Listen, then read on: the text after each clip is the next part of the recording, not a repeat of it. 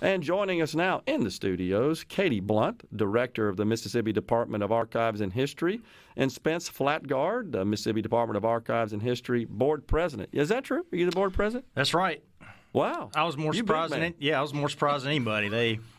They asked me, and I love history and love Mississippi, so awesome. I'm loving it. All right. So wanted to have you guys in today. You got a big event coming up next week. Tell us about that. Yeah, thanks for having us on. I think this is the first time we've gone on air to talk about it, so thanks for having it. You bet. Us on. It's good to share it with your listeners. Next Tuesday is going to be a special day, really, for all of Mississippi. Governor Winter, he was board president for 50 years of Archives and History, believe it or not. And he passed away during COVID, and we couldn't really memorialize him the way we wanted to and the way people wanted to. Yeah. So now that COVID's not as much a thing, we're gonna do it up next Tuesday at 1:00. When he was governor of Mississippi, Governor Clinton was governor of Arkansas, and so they were friends and advocates for education, and so he wanted to participate, and so he's going to come down and be with the family and kind of be the keynote next Tuesday. It's at 1:00 next Tuesday. Okay. So that's going to be a lot of fun, and also Governor Winter's wife, Miss Winter, passed away about 6 months after he did, so it was a good opportunity to celebrate her life, too. You know, she was very active in habitat and a number of things in Mississippi. So both of them, it's going to be a special day for the family. And also, Governor Barber, these museums were Governor Winter's idea. This is a long-time dream. But it was really Governor Barber who got it across the goal line. He met with Governor Winter, and he worked with the legislature to make it happen. During the grand opening 5 years ago, when President Trump came, if you remember, Governor Barber, he was iced in D.C., and he had a speech written, and he was ready to come down for the grand opening and missed it. So that's always been kind of a loose end. And so next Tuesday, he's going to be here, with his family, so it'll be a special day to kind of recognize Governor Barber's role, as a bipartisan effort to do these two museums. So it's going to be a special day for Mississippi. And it's at 1:00, and so after your listeners get done with your show at about 12:50, they can stream on our website, mdah.ms.gov, and it might even be on TV stations too. But it'll be about an hour, and it'll be worth watching. Gotcha. So will this be occurring at the MDAH facilities? Yes, at the two museums. Two museums. Yeah, okay, they're all together. It's all together. So right in the middle there is a really nice auditorium.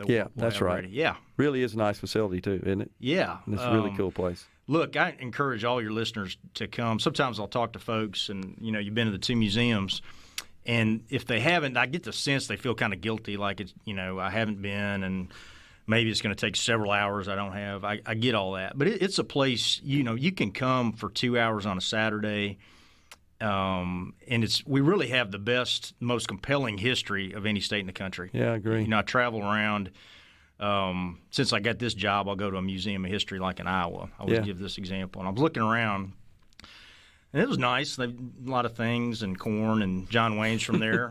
But I was like, what really happened here? Yeah. Right? And in Mississippi, we've got it all. I mean, I really think we have the most compelling history of any state in America. We've got Native American history, Civil War, Civil Rights, birthplace of American music, birthplace of country music, Marty Stewart and Jimmy Rogers, of course, also Elvis and B.B. King. So the museums are a treasure. We spent $90 million on them, and we're always raising money through the private sector, and we've got some good exhibits coming up. And just encourage everybody to come and spend a few hours at the museums and then come back.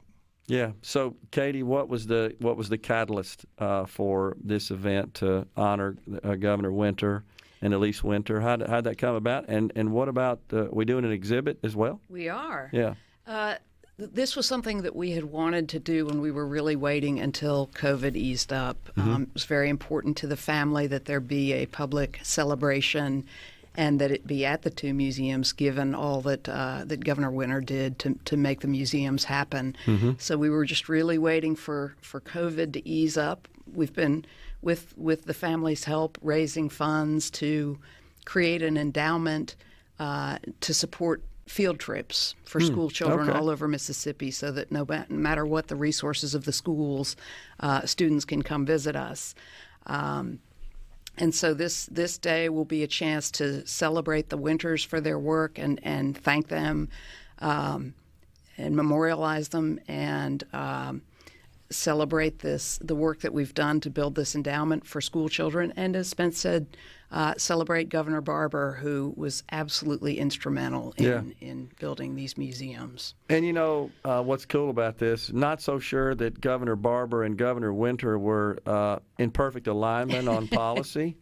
But I think they had mutual respect for each other. Absolutely, for sure, they had mutual respect, and I think they had as much in common. They had obviously stark political differences, but a lot in common too, in terms of their love for politics and their love for Mississippi. Yeah. So I think it makes a lot of sense to celebrate them together. Now that event is full, but as Spence said. It's really easy to watch it. You just go to our website, mdah.ms.gov. There's a big icon you click on, and you can join us for that special day. Yeah. But what is not full, and what we really want to encourage people to come to, is we've got a big day, Saturday, May 7th. We are opening The World of Marty Stuart, which is a major exhibit, kind of a collaboration between the Congress of Country Music, which is the museum that Marty Stuart's building in Philadelphia, and the Department of Archives and History to explore his collection. Not only is he a country music superstar, but he's also a collector, a historian, and an archivist, and he's built an incredible collection of country music artifacts, stuff from Dolly Parton and Johnny Cash and Porter Wagner and Jimmy Rogers and Hank Williams, my favorite Merle Haggard. Amazing artifacts, and the exhibit sort of explores his life through his collection, and also explores kind of his take on the history of country music. On that day, May 7th, it is free and open to the public, and we also have out on the grounds a major music, arts, and food festival. Okay. And I want to thank our title sponsor for the World of Marty Stuart is Blue Cross and Blue Shield, and for the festival, it's Southern Beverage Company. And Southern Beverage is making it possible for people to visit the museums free, as well as enjoying live music, crafts, children's activities all day on the museum plaza. Free, open to the public. Everybody come on out. Yeah. Something caught my attention that you mentioned, Katie, was this endowment so that students can visit and not be out of pocket on the cost to do so. That's fantastic because in my experience of having toured the museums, you can get like a whole semester's worth of history in that one couple-hour, 3-hour visit. That's right. Incredible. And because it's so visual and there are interactive components, really the museums really engage students in a way that lessons are important and books are important, but it really kind of catches their interest. And when kids come into the museums, we make a point to say to them, the people who made these things happen, particularly in the Civil Rights Museum, these were kids from Mississippi just like you. Yeah. And they really are able to connect with the stories there. So we meet the needs of schools that can't come. We'll pay for their transportation, lunches. That's pretty cool. Buy their tickets. So, Spence, what about Bill Clinton? That's kind of interesting there, huh? Yeah, isn't that interesting? You know, I was a young lawyer at Governor Winter's law firm, and we would drive around the state. So he would tell me stories that he and Governor Winter were good friends, just across the river. And, it's a special friendship, a lot of laughter, and so he wanted to come down. How about that? And, you kind of hit on something, too, about Governor Barber and Governor Winter having different politics. But the more I was around both of them, they had a common humanity and public servant's heart. And I remember, I'll give you one example. You're a big Ole Miss guy. All right, on Wednesdays we have a great program called History is Lunch, and we had Robert Kyatt on there one time. Yeah. And you can go to YouTube and our channel and watch it. And he said the first time he met Governor Winter, he was a 16-year-old kid, and he was in Jackson driving around, and it blew out a tire, pouring rain, and then I think your state treasurer, William Winter, pulled over to help and didn't know Chancellor Kyatt from Adam.